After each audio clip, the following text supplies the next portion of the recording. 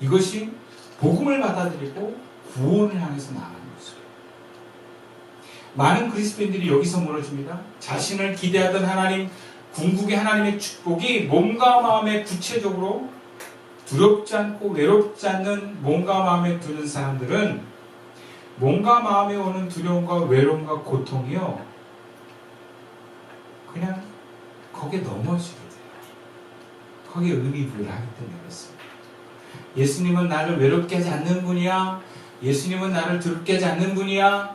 예수님은 나를 힘들게 하지 않는 분이야 라는 것을 의미 두는 사람은요, 반드시 넘어져요. 외로움도 두려움도 힘든 것도 그것을 피하고 싶어하는 나는 거룩한 내가 아니기 때문에, 이것이 예고라는 것을 깨닫지 못하고 하나님을 의심하는 사건으로 경험하면 복음이 흔들려요. 갑자기 하나님께 의문을 풀어요. 하나님 왜 이러세요? 하나님 나한테 왜 이러세요? 이런 질문을 던져요.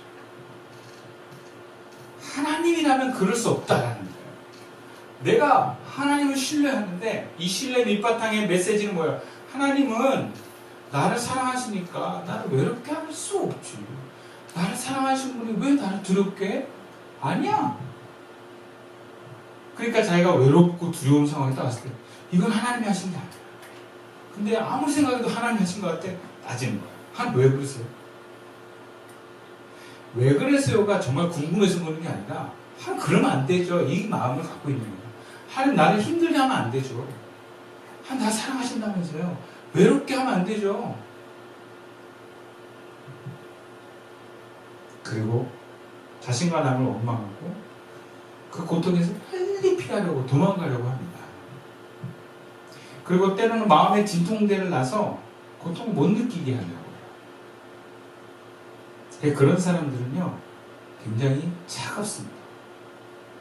그러니까 예수 믿는 사람 중에 고통 가운데 있는 사람들이 고통을 리페어로 구원으로 가는 것을 경험하지 못한 사람은 고통 속에서 그걸 외면하느라고 차가워져. 특징들이 고통이 있는데 리페어로 가는 사람들은요 부드럽습니다. 그리고 인정해요. 겸손해요. 부드러워요.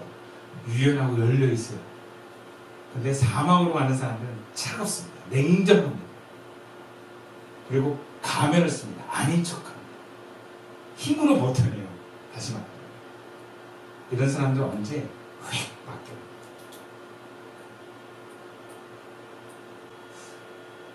저는요 성도를 구체적으로 교육하고 혼내기 위해서 설교하지 않습니다. 그런데 많은 경우 자기가 마음에 안 들 때는 목사님이 자기에게 뭔가 혼내고 가르치려고 설교한다고 들어요. 그게 공통점 인생. 신뢰라는 게 뭘까요? 자기 마음에 와닿는 이야기를 하면 신뢰하는 사람이고 자기 마음 아프게 얘기하는 사람이면 신뢰할 수 없는 사람인가요? 여러분 우리는 하나님을 신뢰하고 있나요? 하나님을 신뢰한다고 하면서 우리는 하나님께 어떤 얘기도 들을 자세가 돼 있나요? 아니면 내가 듣고 싶은 얘기만 듣기를 원하는 하나님을 신뢰한다고 해요. 고린도 교인들이 왜 바울에 대한 신뢰를 저버리고 바울을 대적하는 사람들의 말을 들었을까요? 나는 나를 떠나버린 성도들을 바울은 한 명도 포기한 적이 없는데 주님이 포기하지 않으셨기 때문이기도 하고 바울은 정말 교인들을 사랑했어요. 자기가 교회 사역을 다 마치고 해도 그 교회에 대해서 근심이 끊이진 않았어요. 이게 잘 돼야 될 텐데. 그것 때문에 잠을 못 잤다. 바울은 그런 표현을 했어요.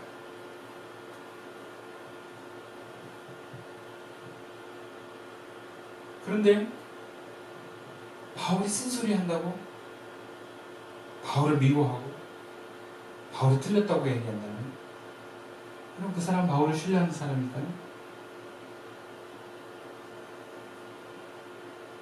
여전히 주님의 은혜가 흐르는데 여전히 바울의 삶 속에서 하나님이 역사하는데, 바울이요, 자기를 변론할 때 자기의 어떤 개인적인 감정이나 표현을 가져가는 게 아니라 자기 삶을 얘기해요. 내 삶에 하나님이 역사하신다는 걸 얘기합니다. 그러면서 변론을 하거든요. 하나님이 여전히 나를 통해서 일하는데 너희들은 왜 나를 통한 하나님을 거부하느냐? 바울은 그걸 얘기하는 거예요. 그러므로 바울은 너희들이 나를 거부하는 것은 하나님을 거부하는 것이다. 근데 고린도 교인들은 그렇게 생각 안 했어요. 우리는 하나님을 경외한다. 그러나 바울은 싫다. 바울은 못 믿겠다. 대신 우리 생각에 맞는 얘기를 해주는 저 사도들 말은 듣겠다. 여러분, 이것은 바울을 신뢰하지 않는 것입니다. 그리고 동시에 하나님의 사람인 바울을 신뢰하지 않는 것은 하나님을 신뢰하지 않는 거예요. 신뢰는 상대방이 내 마음을 아프게 하더라도 그 사람을 믿는 것입니다. 하나님이 설령 나를 아프게 하는 사건을 일으키고 나를 힘들게 하는 사건을 일으켜도 하나님의 선하심을 믿는 것이 하나님을 신뢰하는 것입니다.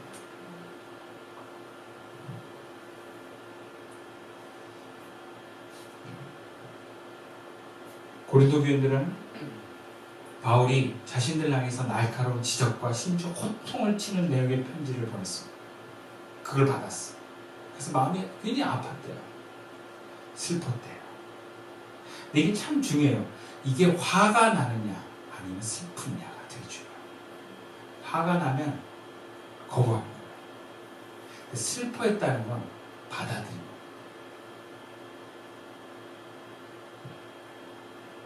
그리고 바울을 신뢰하고 하나님의 역사를 신뢰한 것입니다. 바울은 고린도 교인들을 향한 바울, 그리고 하나님의 사랑을 믿었습니다. 나를 아프게 해도 바울은 우리잖아요. 제가 가끔 그런 얘기를 해요. 우리 둘째에게. 첫째에게도 그런 아빠가 되게 화를 내는 것은 너희들을 미워해서가 아니라 너희들이 잘못된 행동을 고치기 위한 것이기도 하거나 아니면 아빠가 상태가 안 좋아서 그럴 수도 있어. 그러니까 절대 너희들 아빠가 너희들 사랑하는 것을 의심하지 말아라. 그 얘기를 했더니 현이는 제가 막 화내게 하면 의심해. 삐져. 약간 삐져. 좀 걸려요. 회복하는. 근데 윤이는 굉장히 빨리 회복이 돼. 나한테 막 혼내놓고서 얼마 가서 쫄랑쫄랑 와가지고 아빠한테는 의심을 안 해요. 아빠가 자기를 수용하고 있다. 단지 아빠가 지금 상태가 안 좋을 뿐이다. 얘는 그걸 분명하게 확신하는 것 같아요.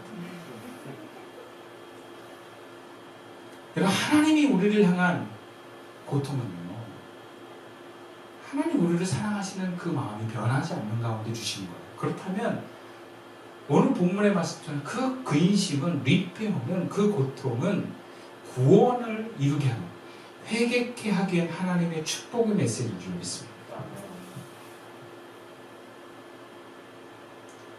그래서 우리가 그것을 믿음으로 받아들이고 견뎌낼 때, 하나님의 선하심을 의심하지 않을 때 하나님은 우리를 향해서 이렇게 말씀하십니다.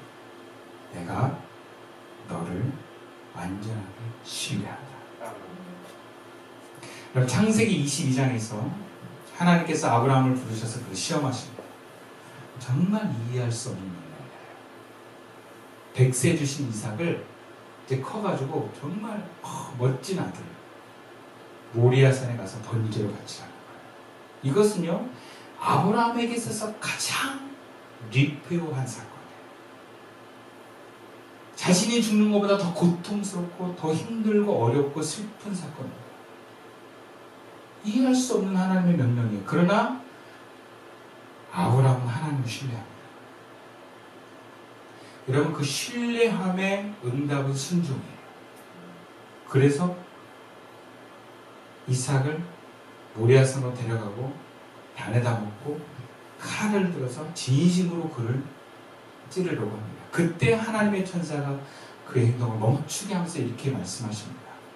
창세기 22장 12절 말씀이에요. 사자가 이르시되 그 아이에게서 내 손을 대지 말라. 그에게 아무 일도 하지 말라. 네가 네 아들 내 독자라도 내게 아끼지 않았으니 내가 이제야 네가 하나님을 경외하는 줄을 아노라.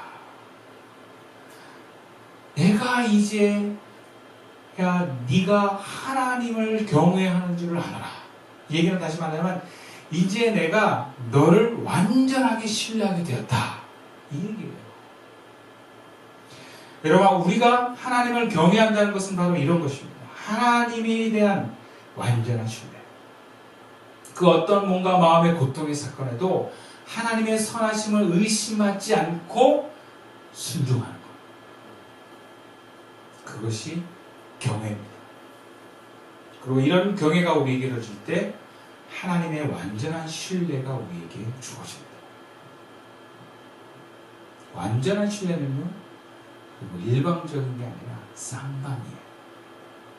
우리가 그만큼 하나님의 선하심을 믿고 그분의 어떠한 부르심에도 우리가 응답하는 것은 하나님이 우리를 향한 완전한 신뢰와 이어져요. 그러니까 하나님이 우리를 완전하게 신뢰한다는 건 우리도 하나님을 그만큼 신뢰한다는 거예요. 바울은 고린도 교인들한테 이렇게 얘기해요. 너희들 이제 나와 함께 해줘. 나와 함께 살자. 우린 하나다. 이 얘기예요. 이런 관계가 됐다는 거예요. 그게 얼마나 기쁜지 몰라요. 여러분, 하나님이 우리를 구원하셨어요. 근데 구원은 하셨는데 정말 순종하지 않아. 근데 정말 나를 믿어주는, 하나님을 믿어주는 성도를 하나님이 경험할 때 바울의 표현처럼 얼마나 기쁘겠나. 그러니까 우리가 굉장히 큰 기쁨 중에 믿어주는 기쁨이라는 게 있어요. 그렇지 않아요? 믿어주는 기쁨.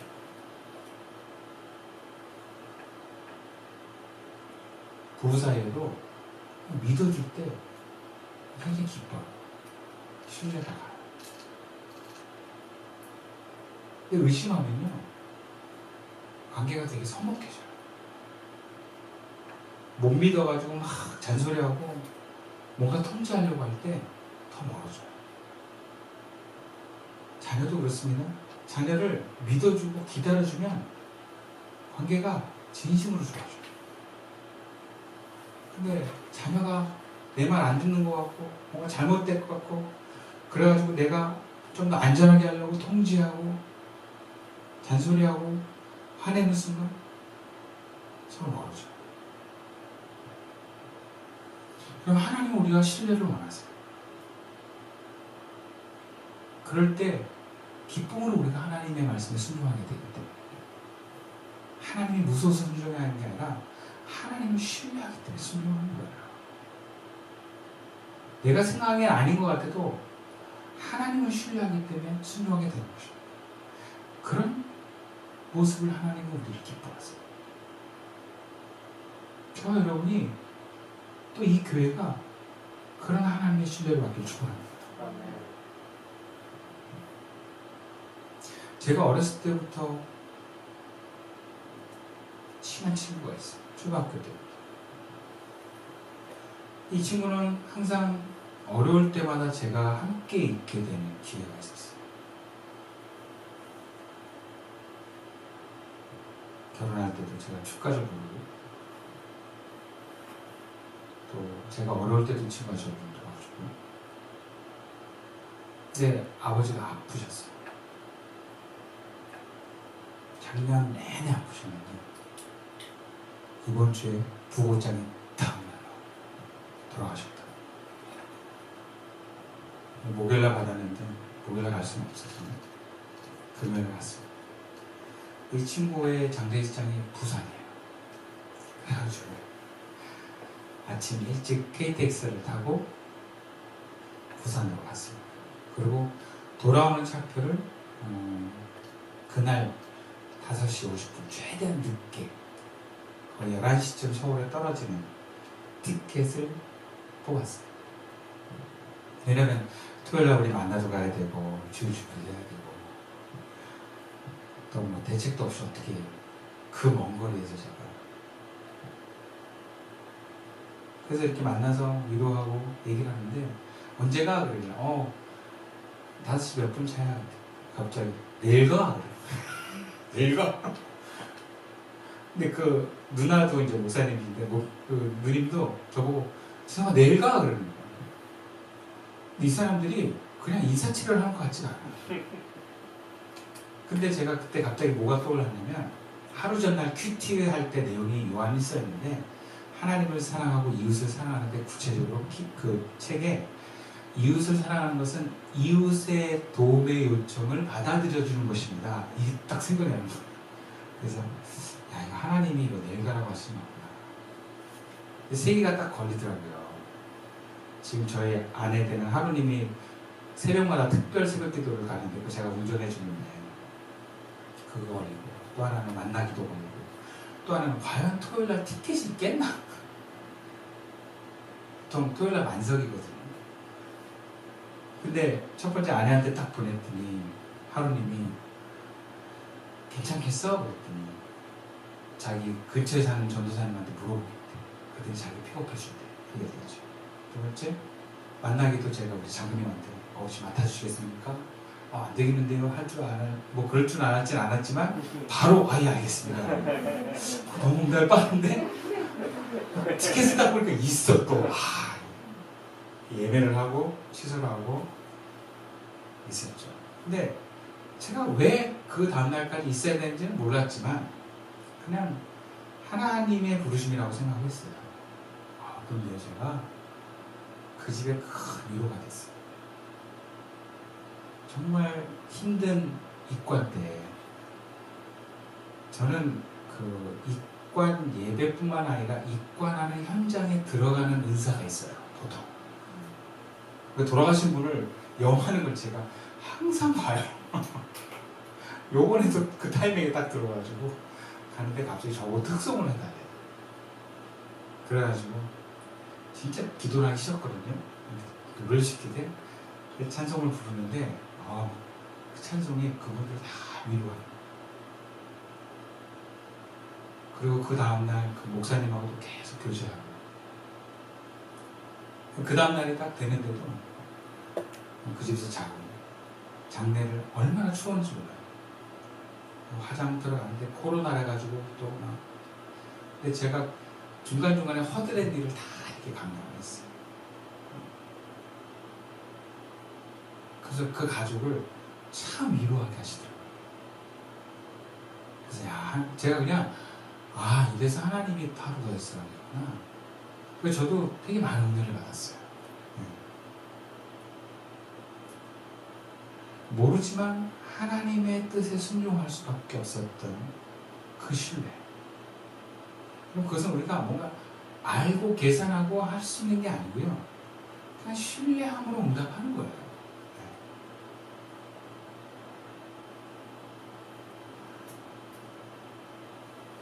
참 피곤하고 몸이 어려웠지만 주님의 감동이 이렇게 딱 집에 도착했다. 야 수고했다.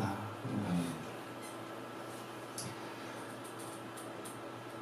그런 것들을 해냈을 때 느끼는 주님도 나를 신뢰하고 나도 주님을 신뢰하는 기쁨입니다. 말씀 마칠게요. 우리는 하나님께 온전한 신뢰를 하겠다고 마음을 먹는데 실제로 사람을 통한 하나님의 말씀의 순종을 거부할 때가 많습니다.